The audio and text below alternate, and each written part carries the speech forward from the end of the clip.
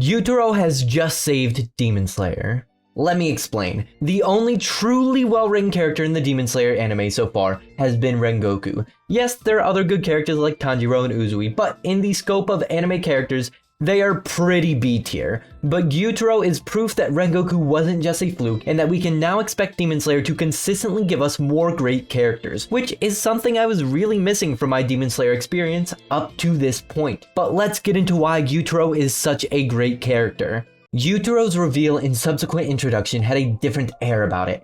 Everything about it was unsettling, from the ominous violin and staccato piano to Uzui's drastic change of disposition when seeing the shadowy figure protrude from the defenseless Daki. It was all perfectly executed, with Gyutaro's slouched and dirty looking character design fitting this creepy atmosphere to a T, not to mention the voice acting impeccable. Ryota Osaka has an extensive career in voice acting, but this was by far his best performance yet, with Gyutaro's voice sounding hauntingly palpable, with the occasional voice crack making it oh so realistic. Gyutaro is downright scary when it comes to battle, with the monstrous strength expected from someone in the upper 6 demon moons. But he isn't a moron or just some brute. He is calculating despite this horrid appearance. Every single move he analyzes and figures out the best possible response for any situation. He's cautious. In the fight, he was at maximum cut only 4 or 5 times versus Akaza, who is essentially a masochist. Though Gyutaro is an amazingly designed and intimidating character, this isn't the only reason I'm praising him. It is his role in the story that makes him so integral. In Demon Slayer, demons have been shown to be evil individuals who gave up their humanity. But throughout the series, it has been proven time and time again that no matter how much these demons try to distance themselves from their past, they can't completely forget who they once were. That there is still a shred of humanity left inside of them. The reason why this is so significant in this fight specifically is because it is the only reason Gyutaro lost. If it came down to both brains and bronze, Gyutaro would have won this fight against Uzui and Ko 100 times over, but he didn't.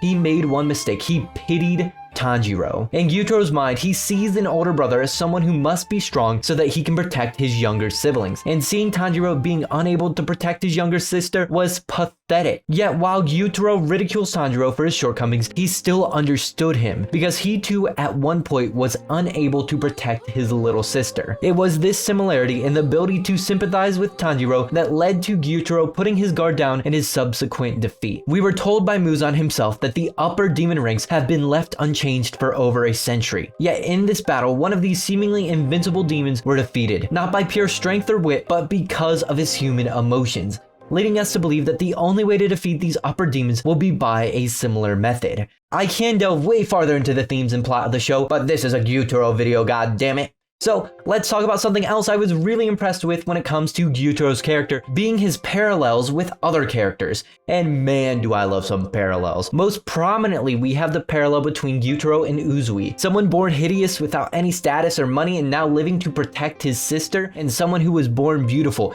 into an upper class family now living in the memory of his brothers. Gyutaro believes in this fantasy that if he was only born into circumstances similar to Uzui, then his life could have been much easier and filled with much more happiness. But Uzui lived in this reality and has suffered just as much as anyone. And the way Uzui just plays up the act is so great. There are some truly superb interactions between these two characters. I can think of a couple other parallels such as Gyutaro and Tanjiro or Gyutaro and Akaza, which are interesting but have more to do with the themes and plot rather than Gyutaro himself. So maybe we'll talk about that in some later video. So in conclusion, Gyutaro saved Demon Slayer as a series. He proved that Rengoku being greatly written wasn't just some fluke, and that we can expect Demon Slayer to have many more interesting characters in the future versus the lackluster ones we have already been introduced to.